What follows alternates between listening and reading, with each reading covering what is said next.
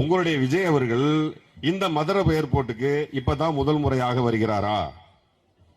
அவர் மதுரைக்கு பக்கத்துல பல்வேறு இடங்களுக்கு கடந்த 25 வருடங்களாக வந்து கொண்டுதான் இருக்கிறார். ஆனால் யாரிடமும் சொல்வதில்லை. ஏன் சொல்றதில்ல? பிரைவசி. என்ன பண்ணுவாங்க? கையை பிடிச்சு இழுப்பாங்க. என்ன பண்ணுவாங்க? எல்லாரும் விஜய் விஜய்னு கத்துவாங்க, வந்து அமுக்கிடுவாங்க, பயங்கர டிஸ்டர்ப் ஆயிரும். என்ன பண்ணும்? யாருக்குமே தெரியாம கார்ல போயிடணும். இவ்வளவு நாள் யாருக்குமே தெரியாம தானே கார்ல போயிட்டு இருந்தீங்க. இப்ப ஏன் திடீர்னு இவ்வளவு பெரிய கூட்டத்துக்கிட்ட முன்னாடியே சொல்லி வந்து இறங்க சொல்றீங்க? அது என்ன வேலை? அது என்ன வேலைன்னு கேக்குறேன். எவ்வளவு பிரச்சனை வருது அதனால? அது மக்களுக்கு இடையூறா இல்லையா? அந்த ஏர்போர்ட்டை சுத்தி இருந்த அத்தனை ரோட்ல ஏகப்பட்ட பிரச்சனை இல்லையா? உங்களுடைய ஆளுகளுக்கே பல விதமா அடிபட்டுச்சு, பைக்கில் இருந்து கீழே விழுந்து கைகால் உடைஞ்சது இல்லையா? அப்ப அது சுயநலமா இல்லையா? ஆமா, கூட்டம் கூடுச்சு இல்ல. ஏன் கூடாது? இன்று முதல் முறையாக அவர் மதுரையில் வந்து இறங்கினார். அவரை முதல் முறையாக பார்ப்பதற்கு ஒரு கூட்டம் கூடியது.